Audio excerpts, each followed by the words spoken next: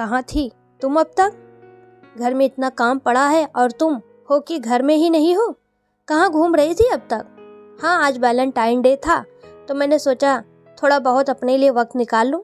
तुमको Valentine day सूझ रहा है? शर्म आनी चाहिए तुमको। शर्म? कैसी शर्म? और क्यों शर्म आनी चाहिए? आखिर मैं भी तो इंसान हूँ, मैं तुम्हारा पति हूँ। मैं तो घर पर हूँ और तुम वैलेंटाइन डे मनाने के लिए बाहर घूम रही हो। अरे नालायक औरत, यहाँ घर में मेरी माँ और अनन्या परेशान हो रही है। अरे इसमें परेशानी की क्या बात है? यह घर अनन्या का भी है, वह भी तो घर की छोटी बहू है। क्या हो गया जो उसने घर के काम में मदद कर दी? और रही बात मम्मी जी की, तो अभी वो बुजुर्ग तो हुई नहीं है, कभी कभी थोड़ा बहुत काम तो कर ही सकती हैं। और रही बात तुम्हारे बिना वैलेंटाइन डे मनाने की, तो तुम शायद भूल रहे हो कि मैं तुम्हारी पसंद नहीं हूँ। और एक बार नहीं, ये तुमने मुझसे बार बार कहा है। वैसे भी मैं अपनी वैलेंटाइन डे खुद हूँ। मुझसे बहस करना किसी ने ठीक नहीं समझा, इसलिए सब चुप रह गए और मैं चुपचाप अपने कमरे में चली गई। मैं अपर्णा, शर्मा परिवार की बड़ी बहू। मेरे परिवार में मेरी सास विजया जी, मेरे पति अजय जी, मेरे देवर देवरानी अनिकेत और अनन्या, साथ ही मेरा बेटा आदि और देवर देवरानी का एक प्यारा सा बेटा क्षितिज है। मेरी शादी को 5 साल हो चुके हैं। हालांकि मैं अपने पति को शुरुआती दिनों से ही पसंद नहीं थी, पर फिर भी मजबूरी में उन्होंने मुझे अपनी पत्नी माना, शायद मुझ पर एहसान किया। ऐसा नहीं है कि मैं दिखने में बहुत ही बदसूरत हूँ या मुझ में कोई कमी है, बस पसंद नहीं हूँ। पर यह परिवार मुझ पर एहसान जताना कभी नहीं छोड़ता कि तुम तो हमें पसंद भी नहीं थी, पर फिर भी हमने तुम्हें अपने घर की बहू माना। जैसे मैंने आकर उनके पैर पड़े थे कि मुझे आपके ही घर की बहू बनना है। अब आप लोग सोच रहे होंगे कि मैं अभी तक यह घर छोड़कर क्यों नहीं गई, तो मैं आपको शुरुआत से बताती हूँ। मेरे पति अजय का अपनी कलीग राम्या के साथ अफेयर था। राम्या आज के ज़माने की पढ़ी लिखी मॉडल लड़की थी। बॉय कट बॉल, टाइट जीन्स और मुंह से फर्राटेदार इंग्लिश बोलती। बहू भारतीय सास बहुत कम बर्दाश्त कर पाती हैं। विजया जी ने उसके सामने आदर्श बहू बनने की शर्त रखी, पर राम्या ने साफ मना कर दिया। सो इस कारण से आनन फानन में उन्होंने अपने बेटे अजय के लिए मुझे पसंद किया और शादी करवा दी। और अजय ज़्यादा कुछ कर नहीं पाया, क्योंकि अगर वह कुछ करता तो उसे शायद प्रॉपर्टी में हिस्सा नहीं दिया जाता। मैं एक गरीब परिवार की बेटी थी। मुझसे छोटी 2 बहनें और एक भाई था। बिना दान दहेज की शादी थी, इसलिए पिताजी ने ज़्यादा कुछ पूछा नहीं और अपने सिर का बोझ उतार दिया। शादी की रात ही अजय जी ने मुझे बता दिया था कि मैं उन्हें पसंद नहीं हूँ। बस तुम मेरी माँ के कारण इस घर में आई हो। मैं रात भर अपनी किस्मत पर रोकर चुपचाप सो गई, यह सोचकर कि कभी तो सुबह होगी और मेरी किस्मत का सूरज उगेगा। मैं उस घर में नौकरानी से ज़्यादा कुछ नहीं थी। सुबह से शाम तक काम करने के बाद भी काम खत्म ही नहीं होते थे। कहने को तो मैं सास के कारण आई थी, पर फिर भी सास तो सास ही होती हैं। उन्होंने तो अपनी इज्जत बचाने के लिए शादी की थी, वह काम तो पूरा हो चुका था। फिर भी मुझे ससुर जी कभी मेरे देवर तो कभी मेरे पति याद दिला दिया करते थे कि मैं इस घर में उनकी पसंद नहीं हूँ। कभी कभी मेरे पति मुझ पर अपने पति होने का एहसान जता दिया करते थे। इस कारण से ही आज एक बेटा आदि हो चुका है।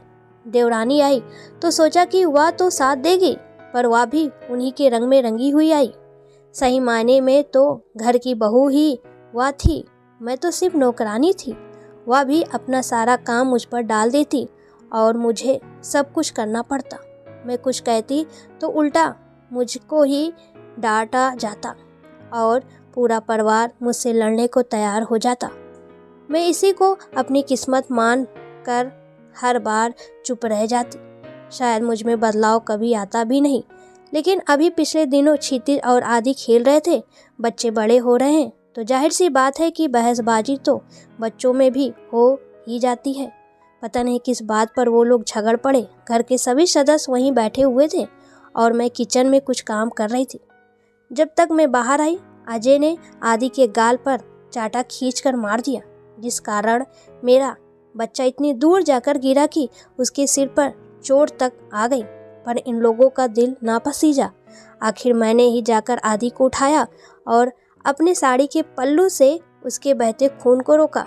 मुझे वहाँ देखकर मम्मी जी ने भी मुझे ही पूछा, ऐसा क्या संस्कार दे रही है अपने बच्चे को? छोटे भाई से झगड़ा कर रहा है, जैसी है वैसे ही संस्कार बेटे को दे रही है।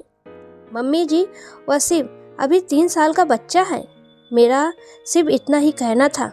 उस पर पूरे घर के लोग मुझ पर चढ़ गए। इसलिए लाई थी तुझे मैं यहाँ कि तुम मुझे सुनाओ। बहू होकर सास से जुबान लड़ाती है, तुझे शर्म नहीं आती? और लाओ अपनी पसंद की बहू जो तुम्हारे सामने खड़ी होकर तुमसे ही जुबान लड़ा रही है। ससुर जी ने कहा। भैया भी यहीं खड़ा है, बस सुने जा रहा है। भाभी की इतनी हिम्मत कैसे हो गई माँ से इस तरह बोलने की? माँ ही लाई थी अपनी पसंद की बहू। मुझे तो यह शुरू से ही पसंद नहीं है। मुझे तो बीच में ना ही घसीटो तो अच्छा है, अजय ने कहा। पर आज मैं विरोध के मूड में आ चुकी थी। आज तक जिस किसी ने मेरी आवाज़ नहीं सुनी थी, आज उन्होंने भी मेरी आवाज़ सुन ली। मैंने चिल्लाकर कहा, मैं तो तुम्हारे पैर पड़ने नहीं आई थी कि मुझसे शादी करो। अपनी इज्जत बचाने के लिए तुम लोगों ने मेरी बलि चढ़ा दी। और क्या लगा रखा है कि मैं तुम्हें पसंद नहीं हूँ? तो सुनो, जिस दिन तुमने कहा था कि मैं तुम्हें पसंद नहीं, उसी दिन से मुझे तुम भी पसंद नहीं हो। पर मैं भी चुपचाप निभा रही हूँ। तुम्हारी इतनी हिम्मत की तुम हमसे जवान लड़ा रही हो? औकात नहीं है तेरी एक कौड़ी की भी? घर से निकाल देंगे तब अकल आएगी, जब दर दर की ठोकरें खाने को मिलेगी। तेरे बाप की तो औकात नहीं है कि तुझे घर पर रखेगा। मेरे बाप की औकात को छोड़ो, औकात नहीं है तुम्हारी मुझे घर से निकाल देने की। अगर इतनी ही औकात होती है ना, तो आनन फानन में इज्जत बचाने के लिए अपने बेटे की शादी ना करते तुम लोग। निकालना चाहते तो बिल्कुल निकाल दो, लेकिन याद रखना, मेरी ज़िंदगी बर्बाद की है ना, उसकी भारी भरकम कीमत लेकर जाऊंगी। कीमत चुका सको तो उस दिन बोल देना जाने के लिए, समझे ना? तू कमा कर रख के गई थी या तेरा बाप रख कर गया था? एक फूटी कौड़ी नहीं मिलेगी तुझे यहाँ से। तुम नहीं दोगे तो कानून दिलाएगा मुझे मेरी बर्बादी की कीमत। तुम क्या सोचते हो मैं चुप रहूँगी? बस अब मेरे बर्दाश्त करने की हद खत्म हो चुकी है। पूरी कीमत वसूल करूँगी तुम लोगों से। तुम्हारी इज्जत के नाम पर तुमने मुझे बर्बाद किया है ना, हर चीज़ का पैसा वसूल करूँगी, याद रखना।